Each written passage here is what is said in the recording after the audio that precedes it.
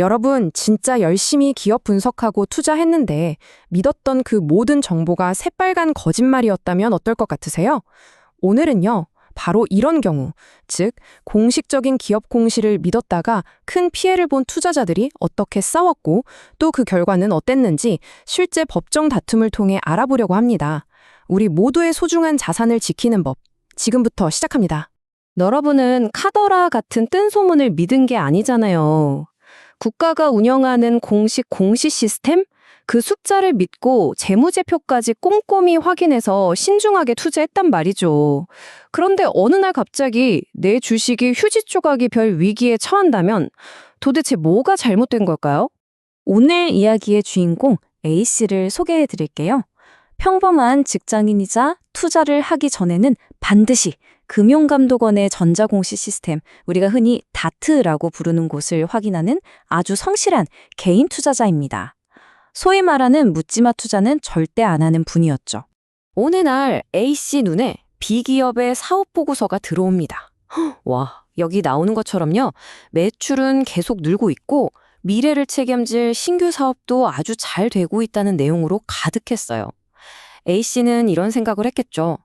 나라에서 운영하는 시스템에 올라온 자료인데 당연히 믿을 수 있는 거 아니야?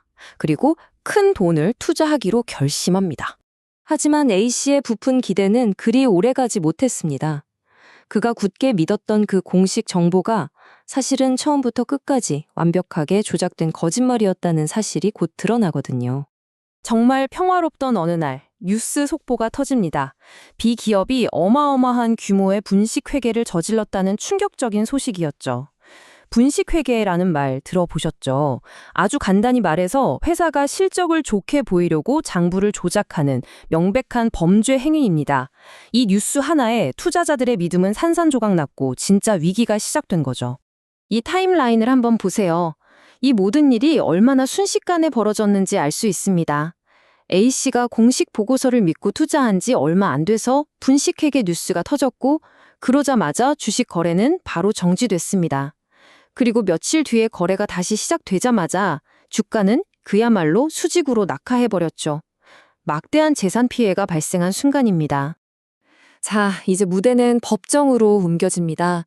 모든 걸 잃은 투자자들과 어떻게든 책임을 피하려는 회사 사이에 정말 치열한 법적 싸움이 시작된 거죠.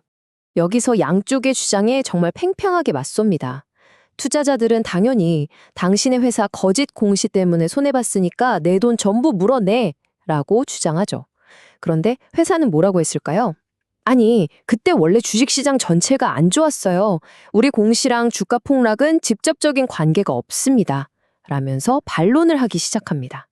자, 여러분이 판사라면 누구 손을 들어주시겠어요? 결과는 투자자 승소였습니다. 네, 법원은 A씨를 비롯한 억울한 투자자들의 손을 들어줬습니다. 회사가 일부러 거짓 정보를 공시해서 투자자들의 판단을 흐리게 한 잘못을 명백하게 인정한 거죠. 자, 그런데 여기서 진짜 중요한 반전이 있습니다. 분명히 소송에서 이겼는데 투자자들은 손해본 돈을 100%다 돌려받지는 못했어요. 왜 그랬을까요? 지금부터 이 판결 뒤에 숨어 있는 아주 중요한 법률 원칙 2가지를 설명해 드릴게요. 솔직히 우리 같은 일반 투자자들이 거대한 기업을 상대로 소송에서 이기는 건 정말 어렵습니다. 하지만 다행히도 우리 법에는 투자자들을 보호하기 위한 아주 강력한 장치, 일종의 비밀 무기가 마련되어 있습니다. 그 첫 번째 무기가 바로 증명 책임의 전환이라는 겁니다. 이게 뭐냐면요. 보통 소송에서는 피해를 주장하는 쪽, 즉 투자자가 모든 원인과 결과를 다 증명해야 하잖아요. 근데 주식시장에서는 이게 사실상 불가능에 가깝습니다. 그래서 우리 법은 그 증명 책임을 아예 회사 쪽으로 넘겨버린 거예요. 다시 말해, 투자자가 너희 거짓말 때문에 내 주식이 폭락했다를 증명하는 게 아니고요. 회사가 우리 거짓말이랑 주가 폭락을 아무 상관없습니다 라는 걸 스스로 증명해야 하는 거죠. 엄청난 차이죠? 이 법리가 좀 어렵게 느껴지신다면 슬라이드에 있는 식중독 비유를 한번 떠올려 보세요. 우리가 식당에서 밥 먹고 배탈이 났을 때 손님이 저기 저상추에 있던 무슨 균 때문에 내가 아프다 이렇게 과학적으로 증명할 필요는 없잖아요. 오히려 식당 주인이 우리 음식은 위생적으로 안전했다는 걸 증명해야 하는 것과 똑같은 원리입니다. 투자자들한테는 정말 강력한 무기가 되어주는 거죠. 하지만 동전의 양면처럼 투자자 입장에서 조금은 아쉬운 원칙도 있습니다. 바로 책임 제한이라는 건데요. 법원도 이렇게 생각하는 거예요. 회사가 잘못한 건 명백한데 주가 하락의 원인이 100% 그 회사 거짓말 때문만은 아니지 않을까? 그 시기에 시장 전체가 안 좋았던 영향도 분명히 있었을 거야. 그래서 회사가 배상해야 할 책임을 일정 비율로 제한, 즉 좀 깎아주는 겁니다. 이 사건의 실제 판결을 보면요. 법원은 대표이사에게 전체 손해액의 50%를, 그리고 나머지 이사들에게는 20% 정도의 책임을 나누어서 부과했습니다. 이건 투자자 손실의 모든 원인을 회사 경영진에게만 돌릴 수는 없다는 법원의 시각을 아주 명확하게 보여주는 결과라고 할 수 있습니다.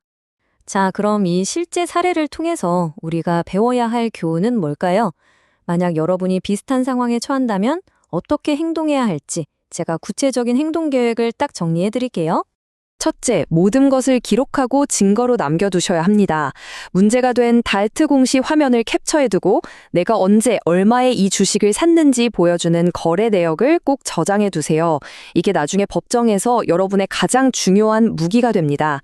둘째, 절대 혼자 싸우지 마세요. 다른 피해자들과 함께 공동소송을 진행하는 것이 시간과 비용을 아끼는 가장 현명한 방법입니다. 마지막으로 금융소송 경험이 풍부한 전문가, 즉 변호사의 도움을 받으세요. 회사는 분명 시장 탓이라는 변명을 들고 나올 텐데 이걸 논리적으로 반박해야 이길 수 있기 때문입니다. 이 문장이 다트 시스템의 중요성을 정말 잘 표현해 주는 것 같아요. 수많은 정보가 떠다니는 이 주식시장이라는 망망대해에서 우리가 유일하게 믿고 의지할 수 있는 공식적인 지표가 바로 이 전자공시 시스템이니까요. 그런데 만약 누군가의 욕심 때문에 그 소중한 나침반이 고장나서 우리가 길을 잃었다면 어떻게 해야 할까요?